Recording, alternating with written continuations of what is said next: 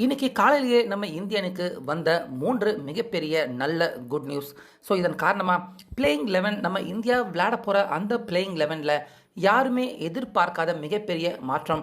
அதாவது இப்படிப்பட்ட ஒரு மாற்றம் நடக்கும் அப்படின்னு யாருமே நினச்சி கூட பார்த்துருக்க மாட்டாங்க.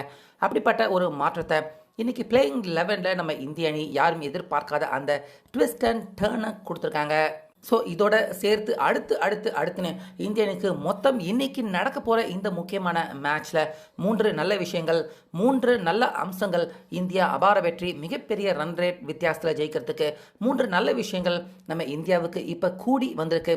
ஸோ இதனால் இந்த மேட்ச் இந்தியா பயங்கரமாக விளையாட போகிறாங்க, அபாரமாக ஜெயிக்க போகிறாங்க அப்படின்னு இப்போவே நம்ம எல்லாருமே ஃபிக்ஸ் பண்ணிக்கலாம். அப்படிங்கிற மாதிரி தான் இந்த குட் நியூஸ் எல்லாமே இந்திய அணியை பொறுத்த வரைக்கும் அமைஞ்சிருக்கு. ஸோ அது எல்லாமே என்னென்ன அப்படின்னு ஒன்றா டீட்டெயிலாக பார்க்கலாம். அதனால் வீடியோவை ஸ்கிப் பண்ணாமல் பாருங்கள். ஸோ நம்ம இந்தியா இன்னைக்கு விளையாட போகிற இந்த முக்கியமான மேட்ச், வேர்ல்டு கப்பில் என்ன நடக்க போகுது அப்படின்னு முடிவு பண்ண போகிற இந்த முக்கியமான மேட்சை நம்ம சென்னை சேப்பாக்கம் மைதானத்தில் தான் இன்னைக்கு இரவு 7 மணிக்கு விளையாட போகிறாங்க. ஸோ இப்படி இருக்க இது வரைக்கும் நிறையா லீக் மேட்ச் ஆட்டங்கள் நம்ம சேப்பாக்கம் மைதானத்தில் விளையாண்டுருக்காங்க. ஆனால் நம்ம இந்தியா இந்த வேர்ல்டு கப்பில் சேப்பாக் மைதானத்தில் ஃபர்ஸ்ட் மேட்ச் விளையாட போகிறாங்க. அதுவும் பார்த்தீங்கன்னா இந்த ஆட்டம் இந்தியா அதிகப்படியான ரன் ரேட் வித்தியாசத்தில் ஜெயிக்க வேண்டிய ப்ரெஷர் கட்டாயத்துக்கு தள்ளப்பட்டிருக்க முக்கியமான ஆட்டத்தில் விளையாட போகிறாங்க. அதனால் ஏற்கனவே இந்த T20 வேர்ல்டு கப்புக்காக சென்னை சேப்பாக்கம் மைதானத்தில் ப்ரிப்பேர் செய்து வைக்கப்பட்டிருந்த அந்த பிச்சில் இன்னைக்கு மேட்ச் நடக்க போகிறதில்ல. ஏன்னா சேப்பாக்கம் மைதானம் அப்படின்னாலே முழுக்க முழுக்க ஸ்பின்னர்களுக்கு சாதகமான பிச்சாக இருக்கும். அப்புறம் ஸ்கோர் எடுத்துக்கிட்டோம்னா ஆவரேஜாக ஒரு 160, 70, அதிகபட்சம் 80 எடுக்கிற மாதிரியான பிச் தான் சேப்பாக்கம் மைதானத்தின் பிச்சாக இருக்குது. ஆனால் இன்றைக்கி புதுசாக தயார் பண்ணி வச்சுருக்க அந்த பிச் கண்டிஷன் எப்படி இருக்குது அப்படின்னு பார்த்தீங்கன்னா முழுக்க ஸ்பின்னர்களுக்கு சாதகமாக இருந்தாலும் பயங்கரமான செம்மையான பேட்டிங் ட்ராக் பிச்சாக இப்போ இந்த முக்கியமான மேட்ச் விளையாடுறதுக்காக புதுசாக பக்கத்துலேயே இன்னொரு பிச் ஒன்று உருவாக்கியிருக்காங்க. அந்த பிச்சில் தான் இன்றைக்கி நம்ம இந்தியா ஜிம்பாவே விளையாட போகிறாங்க. அதனால் இந்த புதிய பிச் இது வரைக்கும் மேட்சே நடக்காமல் ஃப்ரெஷ்ஷாக தயாரிக்கப்பட்டிருக்க இந்த பிச் பேட்டிங் பிச்சாக இன்னும் இருக்குது. அப்படிங்கிறதால நிச்சயமாக நம்ம இந்திய அணி முழு பேட்டிங் பலத்துடன் இந்த மேட்ச்சில் களம் இறங்க போகிறாங்க. இதனால் கண்டிப்பாக இந்திய அணிக்கு இந்த மேட்ச்சில் நல்ல ரன் எடுக்கிறதுக்கான வாய்ப்பு இருக்குது. ஏன்னா நல்ல ரன் ரேட்டில் ஜெயிக்கணும். இந்த மாதிரியான ஆட்டத்தில் நம்ம இந்தியா ஒரு போலிங் பிச்சில் மாட்டிக்கிட்டாங்கன்னா கண்டிப்பாக ரன் ரேட்டை மெயின்டைன் பண்ண முடியாது. ஆனால் அந்த கவலை இல்லை. அப்படிங்கிற மாதிரி செமையான சூப்பரான பேட்டிங் பிச்சை இப்போ ரெடி பண்ணியிருக்கிறதால நிச்சயமாக இன்றைய ஆட்டத்தில் நம்ம இந்திய அணி பக்கம் இருந்து பயங்கரமான ரன் மழையை கண்டிப்பாக எதிர்பார்க்கலாம். அதுக்கு அப்புறமா வந்திருக்க இன்னொரு மிகப்பெரிய குட் நியூஸ் என்ன அப்படின்னு பார்த்தீங்கன்னா இந்திய அணியின் அந்த பிளேயிங் 11 தான். ஏன்னா யாரை எடுக்கிறது, யாரை உள்ளே கொண்டு வர்றது அப்படின்னு சூரியகுமார், கௌதம் கம்பீர் 2 பேருமே ரொம்ப கஷ்டப்பட்டிருக்காங்க. ஸோ கடைசியாக பார்த்தீங்கன்னா கடவுளே அதுக்கு ஒரு நல்ல வழி காட்டின மாதிரி ரிங்கு சிங் அவசரமாக இப்போ அவர் நம்ம இந்தியன் டீம் பிளேயர்கள் கூட இல்லை. நேற்று ப்ராக்டிஸ் செஷன்லேயுமே கூட ரிங்கு சிங் அவர் ஈடுபடலை. ஏதோ குடும்ப விஷயம் இருக்குது அப்படின்னு அவசரமாக ரிங்கு சிங் அவர் வீட்டுக்கு புறப்பட்டு போயிட்டாரு. ஸோ ரிங்கு சிங் அவருடைய இடத்த காலி பண்ணதால இப்போ ஆட்டோமேட்டிக்காக இந்திய அணியில் அபிஷேக் சர்மா கண்டிப்பாக அவர் விளையாட போகிறது உறுதியாகிருக்கு. அதே போல் சஞ்சு சாம்சன் அவரும் இந்த மேட்ச்சில் விளையாட போகிறது உறுதி ஆகியிருக்கு. ஆனால் ஓப்பனிங் பெயரில் தான் பார்த்தீங்கன்னா மாற்றம் கொண்டு வந்திருக்காங்க. ஏன்னா அபிஷேக் சர்மா, இஷான் கிஷன் 2 பேருமே லெஃப்ட் ஹேண்டு ஆரம்பத்திலேயே இறங்கிறதால எதிரணி பாகிஸ்தான் அவங்க போட்ட அதே திட்டத்தை இப்போ வரைக்கும் பயன்படுத்திக்கிட்டு நெதர்லாந்து, சவுத் ஆஃப்ரிக்கா இப்படி எல்லாருமே தூக்க ஓவர்லேயே ஸ்பின் போலிங் போட்டு யாராவது ஒரு விக்கெட்டை எடுத்துடுறாங்க.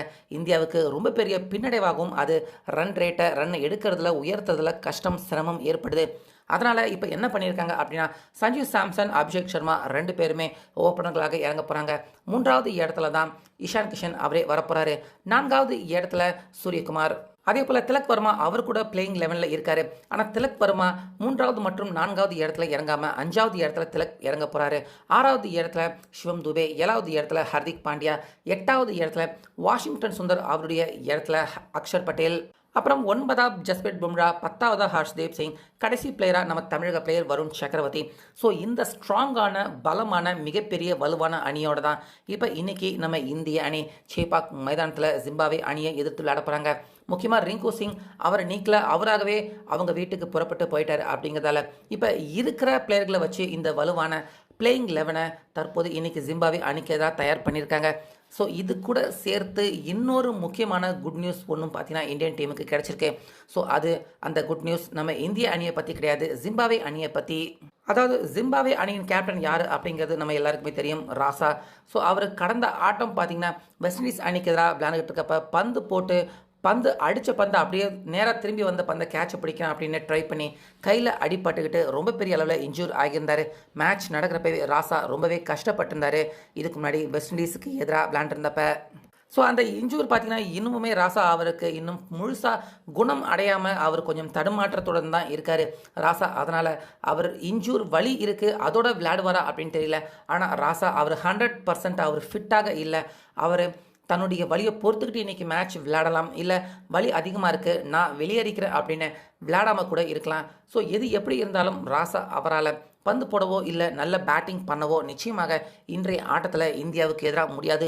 வேணா களத்தில் நின்று ஒரு கேப்டன் மாதிரி டீமை வழி நடத்தலாம். ஆனால் முழுக்க 100% ஒரு ஃபிட்டான ஒரு பிளேயராக ராசா அவர் இல்லை அப்படிங்கிறது என்னமோ எப்படியோ நம்ம இந்தியாவுக்கு இதுவும் ஒரு குட் நியூஸ் தான். ஏன்னா ராசா அவர்கிட்ட இருந்து போலிங்கோ இல்லை பேட்டிங்கோ நிச்சயமாக நம்ம இந்திய அணிக்கு நெருக்கடி கொடுக்குற மாதிரி இருக்காது அப்படிங்கிற மாதிரி தான் தெரியுது. ஏன்னா நேற்று முழுக்க ராசா கம்ப்ளீட்டாக அவர் ப்ராக்டிஸ் எடுக்காமல் வெயிட்டிங்கில் கம்முன்னு ரெஸ்ட் எடுத்துக்கிட்டு தான் வெயிட்டிங் ரூமில் இருந்திருக்காரு. ஸோ இது இந்திய அணிக்கு இதுவும் ஒரு வகையில் குட் நியூஸ் அப்படிங்கிற மாதிரி தான் பார்க்கப்படுது. அது மட்டும் கிடையாது, நேற்று முழுக்க இந்தியன் டீம் பிளேயர்கள் எல்லாருமே எப்படி ப்ராக்டிஸ் எடுத்திருக்காங்க அப்படின்னு பார்த்தீங்கன்னா சஞ்சு சாம்சன் எடுத்திருக்காரு, இஷான் கிஷன் எடுத்திருக்காரு, அபிஷேக் சர்மா முழுக்க பார்த்தீங்கன்னா அவரே பந்து போட்டும் பார்த்துருக்காரு. அவருக்கு அதாவது பந்து போட்டால் எப்படி இந்த பிச்சில் போகுது அப்படின்னு பந்து வீசியும் பார்த்துருக்காரு. அதுக்கப்புறமா இடைவிடாமல் கிட்டத்தட்ட 2 மணி நேரத்துக்கும் அதிகமாக அபிஷேக் சர்மா தொடர்ந்து அவர் பேட்டிங் ப்ராக்டிஸும் எடுத்திருக்காரு. ஸோ இதனால் இப்போ அபிஷேக் சர்மா நிச்சயமாக இந்த ஆட்டத்திலேயாவது எப்படியாவது அவருடைய அந்த பழைய பேட்டிங் ஃபார்மை நிச்சயமாக மீட்டி எடுப்பார் அபிஷேக் சர்மா அப்படின்னு கண்டிப்பாக எதிர்பார்க்கலாம். ஸோ அவர் மட்டும் கிடையாது, ஒட்டுமொத்த நம்ம இந்தியன் டீம் பவுலர்கள், ஃபீல்டிங், இப்படி எல்லாருமே நேற்று முழுக்க அவங்களுடைய முழு எஃபெக்ட் எல்லாத்தையுமே கொடுத்துருக்காங்க.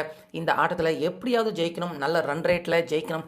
வெஸ்ட் இண்டீஸ் எப்படி ஜிம்பாப்வே அணியை கதற அடித்தாங்களோ அதை விட ஒரு படி மேலே, ஏன்னா இந்திய அணிக்கு அதை விட அதிகமாக ரன் ரேட் தேவைப்படுது அப்படிங்கிறதால அதை விட ஒரு படி அதிகமாக ஜிம்பாப்வே அணியை கதற விட வேண்டியதுக்கு என்னென்ன தேவையோ எல்லாத்தையுமே இப்போ இந்த மேட்ச்க்காக இந்தியன் டீம் பிளேயர்கள் எல்லாருமே ப்ரிப்பேர் பண்ணி வச்சுருக்காங்க, எல்லாருமே தயாராக இருக்கிறாங்க. ஸோ இதில் ஒரே ஒரு விஷயம்தான், ஒரே ஒரு கடினமான விஷயம் மட்டும்தான் இப்போ நம்ம இந்திய அணிக்கு இருக்குது. அதுதான் டாஸ் மட்டும் எப்படியாவது இந்தியா ஜெயிச்சிட்டாங்கன்னா ஃபஸ்ட்டு பேட்டிங் பண்ணி நிச்சயமாக 250 ரன்கள் அடிக்க முடியும் அப்படிங்கிற அந்த செட்டில் தான், அந்த ஃபார்மில் தான் இப்போ இந்தியன் பிளேயர்கள் இருக்காங்க. அதே போல் ஜிம்பாப்வே அவங்களும் ஓரளவுக்கு நல்லா விளையாடக்கூடிய டீம் தான். ஜிம்பாப்வே அவங்களையும் குறைச்சி நம்ம எடை போட்டுட முடியாது. அதனால் ஜிம்பாப்வே அணி அவங்களும் அவங்க பங்குக்கு நிச்சயமாக இந்திய அணிக்கு ஒரு டஃப் காம்படிஷன் கொடுப்பாங்க அப்படின்னு நிச்சயமாக நம்பலாம். ஸோ எதை எப்படி இருந்தாலும் இன்றைக்கி இந்தியா மிகப்பெரிய ரன் ரேட் வித்தியாசத்தில் ஜெயிச்சா மட்டுமே இந்திய அணியின் அந்த செமிஃபைனல் வாய்ப்பை தக்க வச்சுக்க முடியும் அப்படின்னு இக்கட்டான நிலைமையில் இருக்கிற இந்திய அணி இன்னைக்கு என்னதான் நடக்க போகுது அப்படிங்கிறத வெயிட் பண்ணி பார்க்கலாம்.